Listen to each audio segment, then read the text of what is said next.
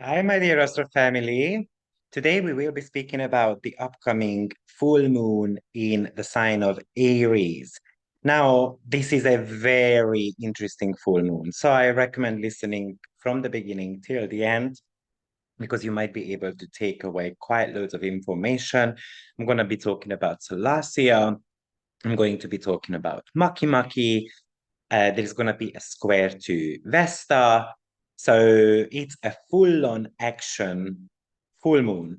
Now, you still have got one more week to check out my upcoming course on how to spot money in your natal chart. This is going to be some new techniques I'm going to show you. It should be a very exciting course. It's going to be approximately about 8 weeks. And I think it's a very well discounted price at the moment. So if you want to sign up for it, check it out. It's going to be in the comment box below. And also you can see it on my website as well. Now, let's have a look at this full moon. Full moon is taking place on the 29th of September in all major time zones. As you can see, the title of this video is Aggression or Wisdom Wins. The reason why I gave this title is because Sun conjuncts Pallas Athene and of course opposes the full moon in the sign of Aries. Now, Aries and Libra are basically the peace and war axis of the chart.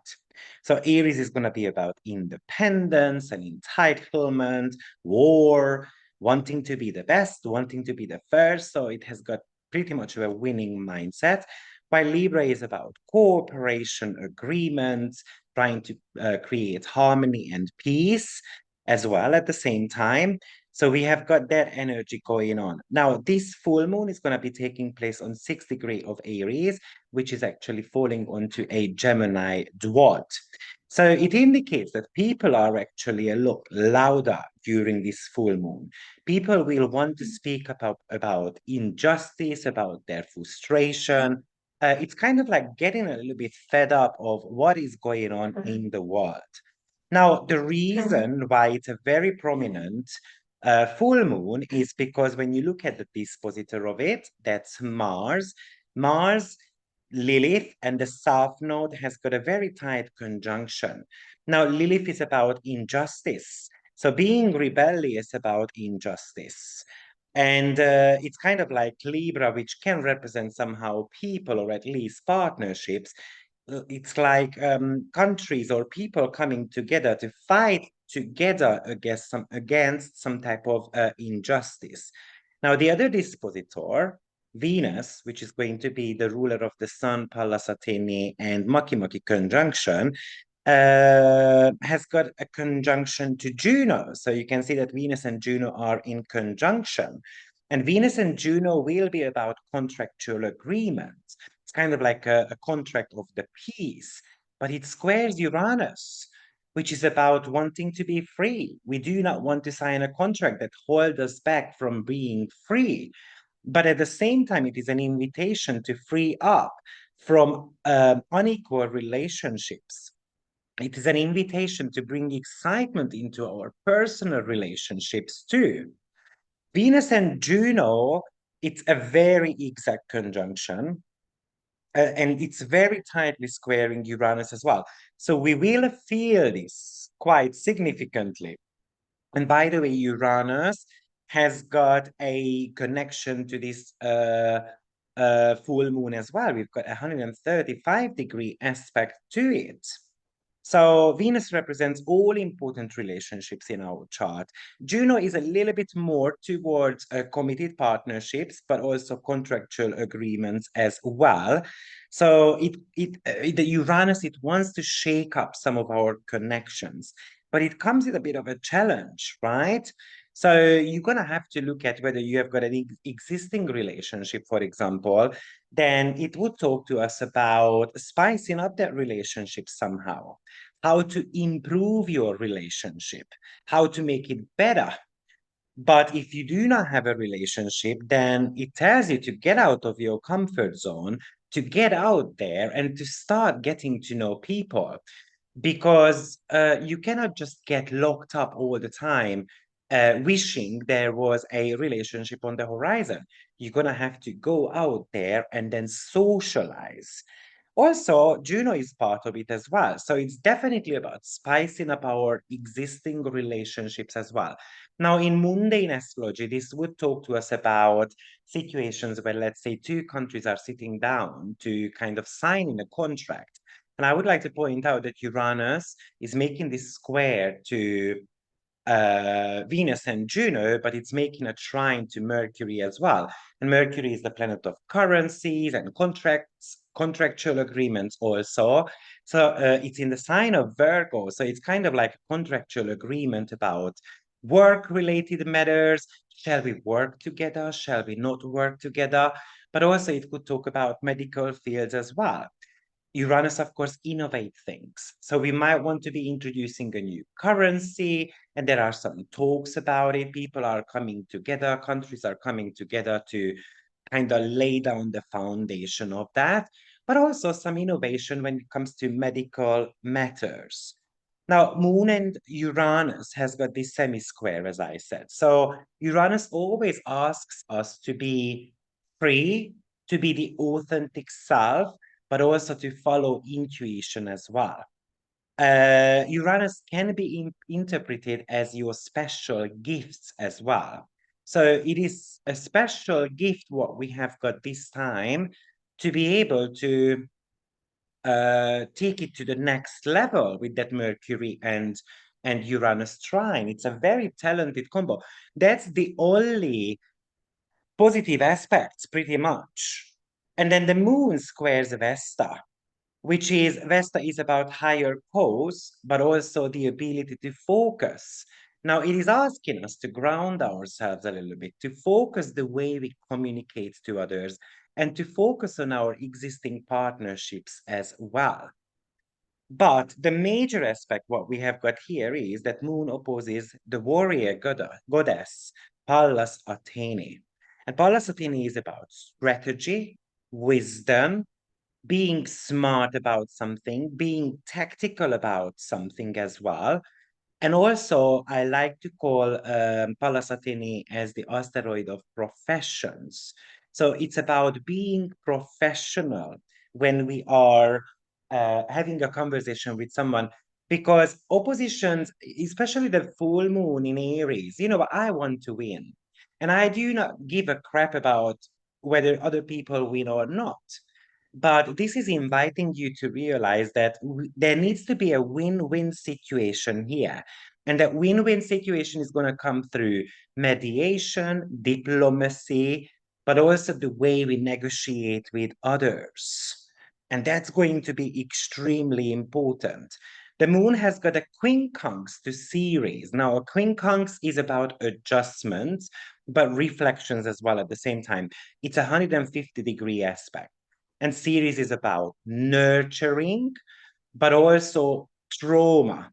So it might tell us that, what, we're going to have to overcome some of the traumatic experiences what we had. So, for example, think about an alliance you made, but someone screwed you over, but you somehow need them. And that causes the win-win situation for both of us. So can we actually get together for a second, sit down and have a conversation about something and maybe fighting against some type of injustice together? Otherwise, we will pull the shortest stick, because we always need alliances and we don't need to make a peace, or maybe just making a temporary peace. But also, series is about harvest and food related matters, agricultural matters. So that Mercury in the sign of Virgo could also talk about just having some type of conversation of how to get food from one place to another. Now, you can see that in this full moon chart, there is not really a major aspect going on, right? So there is no major aspect to the moon, apart from the Pallas Athene and Vesta square, but I'm talking about the 10 planetary energies. But moon is co-witnessing here the Chiron, Aries, and North Node conjunction. Now, I've spoken about Aries quite a lot. I've spoken about Chiron and North Node as well. But remember that Aries is someone who got outcasted. She was not invited to the wedding party, and then she caused the war. And then we have got North Node there, whose story is actually very similar, by the way. And then but it was about the nectar of the gods, and then he stole it and he drank it, and then became immortal. We're talking about Rahu. But then we have got Chiron there, who was also outcasted by his own parents. He got rejected by them because he was ugly. He was born as a half human and half a man. So all these outcasted energy, we kind of feel like there is injustice going on towards us.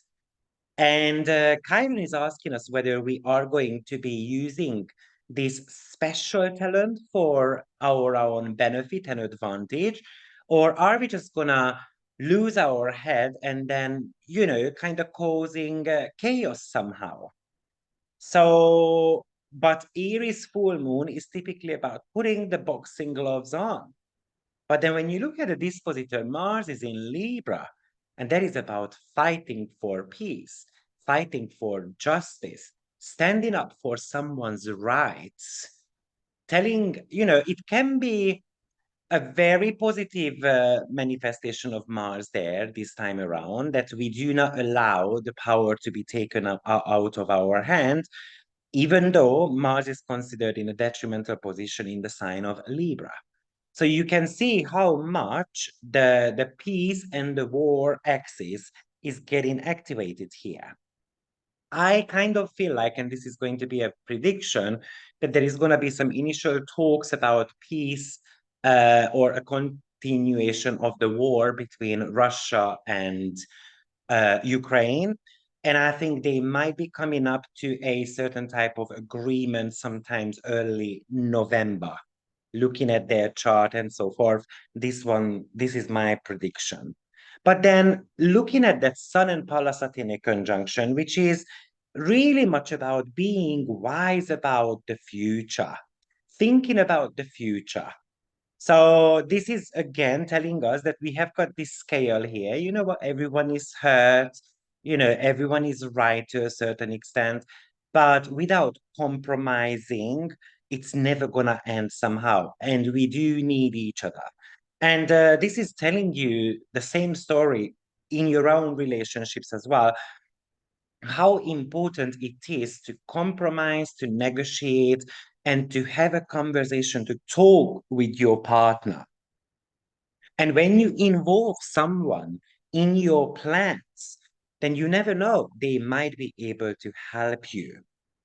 Now, when you look at the two dispositors, very interesting again, because Venus and Mars are in an ongoing sextile for a while, but it never gets exact. So Mars is chasing Venus at the moment. Mars is being faster than Venus. Venus takes over the speed around the 30th, 1st of October, but Mars is chasing Venus. So it's kind of like a guy is chasing a woman, and you know what? The woman is saying that, okay, just come and, it's all good, and I'm receptive. I'm going to take you in. But then as soon as the guy gets there, the woman pulls away and says, oh, no, thank you. No, no, no, no. So it's kind of like an agreement which almost happens, and then it doesn't happen at the end because one party just pulls out of the story and then says, you know what, I cannot take these conditions. These conditions, these agreements, these points are not necessarily good for me. So obviously, Venus and Mars have been dancing in this sextile for a while. And Mars is in the sign of Libra. So that's about negotiations. And Venus is in the sign of Leo, which is about vanity on one hand, pride, but also coming up with a creative solution as well.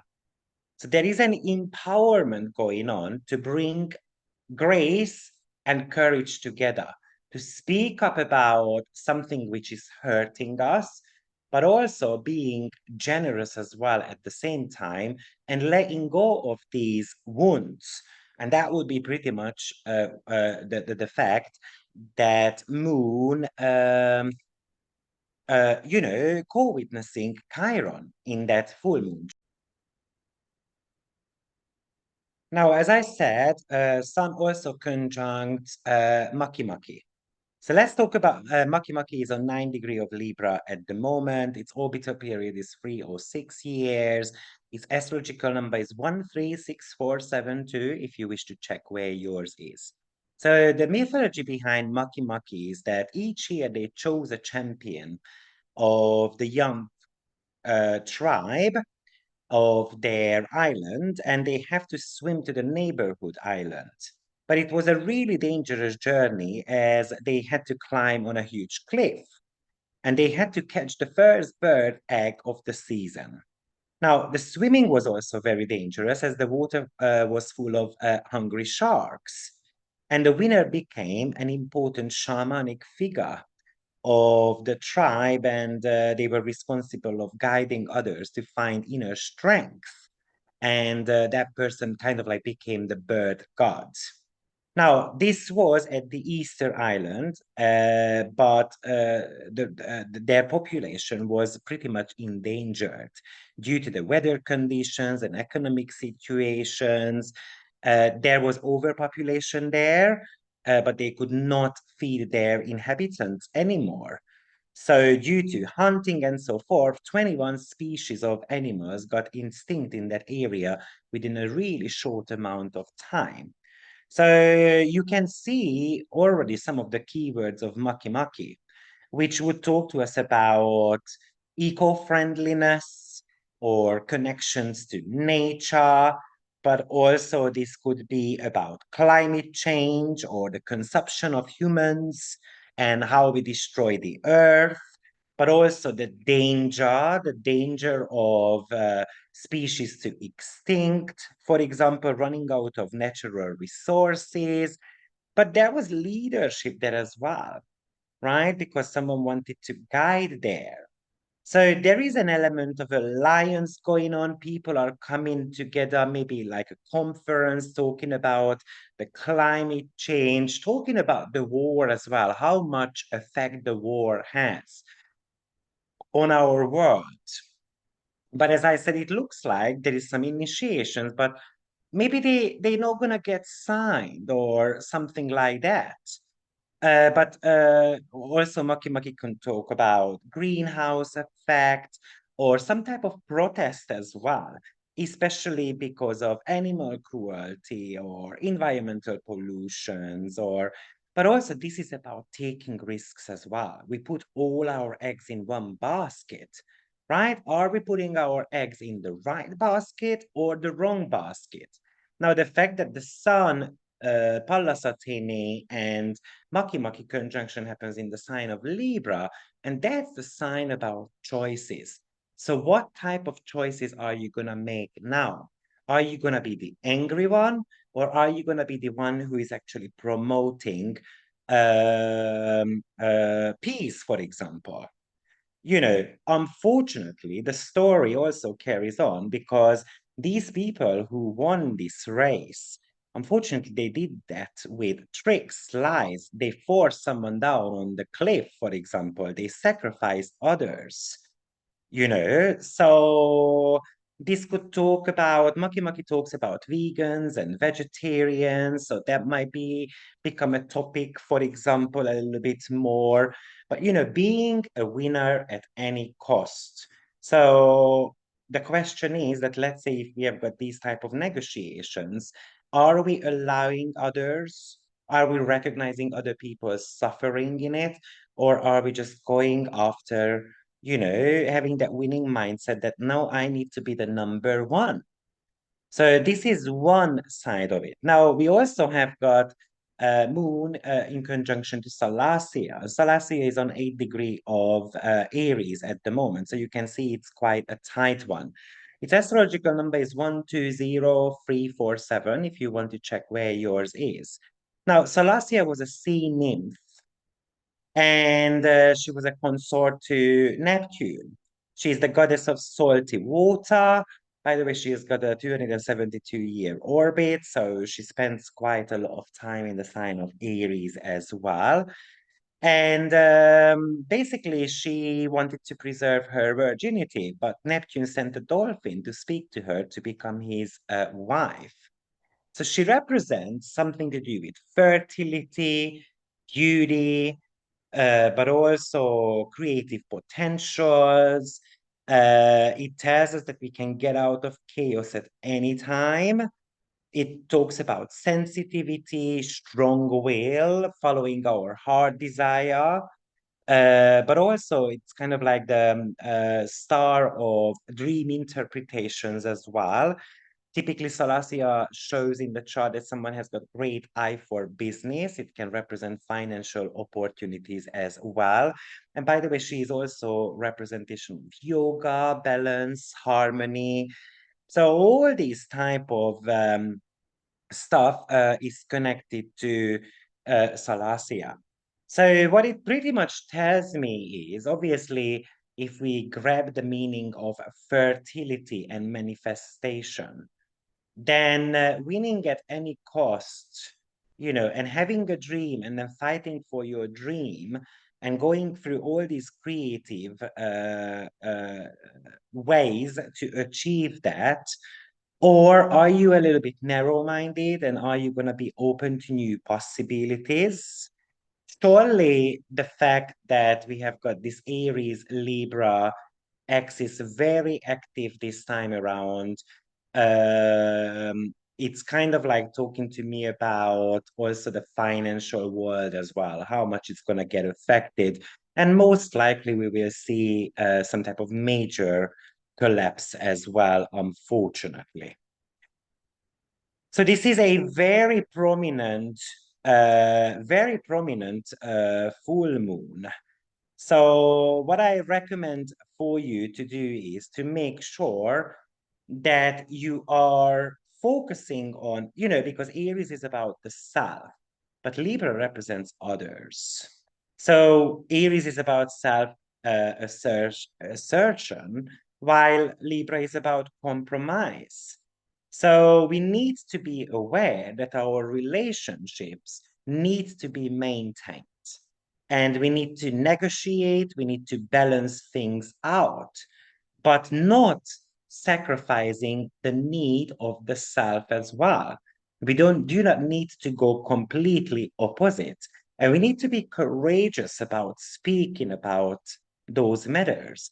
This is definitely urging us to find balance between meeting your own needs as well as attending to the needs of significant people in our life. And this is the only way how this full moon cannot play out in a dirty way.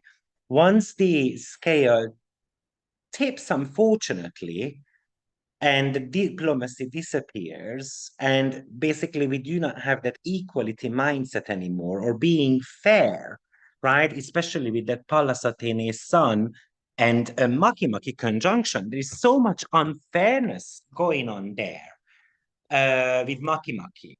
And Pallas Athene doesn't necessarily is the fairest of all, because at the end of the day, she is a warrior goddess and she wants to win as well. But she only goes into a battle if needed. So it's about bringing the independence and the dependence somehow together. Yes, of course. I understand if someone says, but my individuality and freedom is extremely important, but it's about looking at the longer uh, effect of having a conflictual situation, for example. Because once we do that, typically it backfires somehow. Yes, this also could talk to us about, what, I feel a little bit down, I feel a little bit depressed, that I'm not moving forward in my life somehow, that you feel like my feelings are not important anymore. Again, that's one of the ways how it can play out if the scale is not somehow balanced. But also, this could be just an illumination of the conflict within yourself. How much to be me and how much I need to share. And remember that the full moons are always a bright light of an issue, or it highlights basically something in your life which works extremely well. But oppositions are typically difficult aspects, right? So often it's dramatic. Often there is dramatic feelings or revelations. So it can cause very emotional turmoil within us. So something which needs to be let out of your system, and that's one of the biggest reminder here to be you in your relationships as well. And you do not need to compromise some of your needs. You just need to be looking into the mirror whether you are asking too much or not enough, or am I giving too much, and so forth.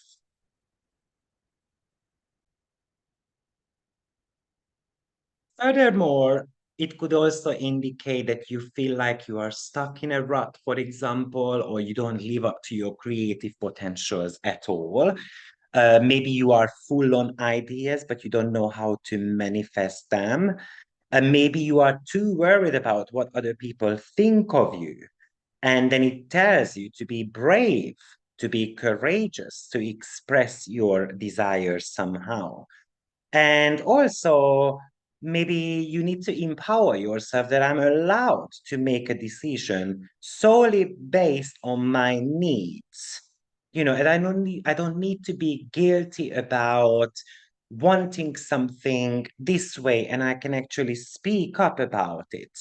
Often what happens is that some of our needs are just getting stuck within us, and then we don't feel justified. We don't feel that someone acknowledges our needs or emotions, and then basically it gets stuck within us. And that's when we have got, for example, skin irritations happening. This aspect combination is really about skin irritation. So I can imagine that unfortunately in the next few weeks, people are going to be itchy, scratching their skin and so forth. Uh, yeah, I wouldn't be actually shocked about that. Obviously, Aries is an untamed, raw energy, and we do not know what to do with anger. But anger is something which can actually push us forward. It can be one of the greatest motivator at all. Um, I think this full moon overall is a path to a self-realization, a path to your own, finding a flame within yourself. What is motivating you? What does relationships mean to you? Also, this full moon is definitely pushing you towards action. Um, this is Aries is the first sign of the zodiac. It's about fresh beginnings. Now, the fact that the moon has got this quincunx to Ceres, which is about growth as well. So maybe you do not know how to grow, right? Maybe you are, Venus was a retrograde in the sign of Leo for a while. So maybe now it's direct, but it still hasn't caught up its speed yet, right? So often what happens is that we are still lingering somehow in the past. And remember that Venus retrograde was overlapping Mercury retrograde as well earlier this month, right? So retrograde planets are all about introspection and revisiting the past somehow. And Venus hasn't come out of that. So maybe this full moon is actually telling you, don't get stuck in the past. Be confident and move forward, right? You already had to learn your lessons. Now it's time to apply what you learned previously. Of course, somehow we are between the new moon in Virgo and the full moon in the sign of Aries, right? So in the new moon in Virgo, we were meant to be improving on something, streamlining, committing to something. Uh, and then now it's all there. So we need to be a little bit headstrong about it and taking things a step further. However, Aries sometimes don't think, and that's the problem there, right? So that's why we have got Paula Satini on the other side who says we need strategy, we need a plan. We cannot just rush into things. We need something which is a contagious plan, basically. We need a plan B somehow. It's not just about listening to your instincts, Aries. And usually your instinct is to act on something or to withdraw yourself from something, right? So, and then you can find yourself in this endless loop of, hesitation or rushing into things. So we're gonna have to slow down there. Aries is the first stage of development of a child. So it's all about my needs to be met no matter what, right? It's kind of like the first reaction you give to any type of situation which is happening in your life. And Aries punches, cries, screams, you know, while people are giving you an advice, for example. So it can tell you to be open to your advice or to advise as well. Remember that the North Node moved into the sign of Aries in July, right? And we actually had our first solar eclipse in Aries since 2016, right? So this is pretty much lasting till about 2025. So it's very possible that something is coming back from 2015, for example, sorry, 2016, and that gets culminated now in your life. So, guys, this is the full moon in Leo. I feel like it's about clarity to know what you want, what we need, what other people's need, and how to move in that direction. And knowing that, you know what, my choices affect other people, but also whatever other people do impact me as well. And therefore, we're gonna have to collaborate. Thank you very much and see you soon. Bye bye.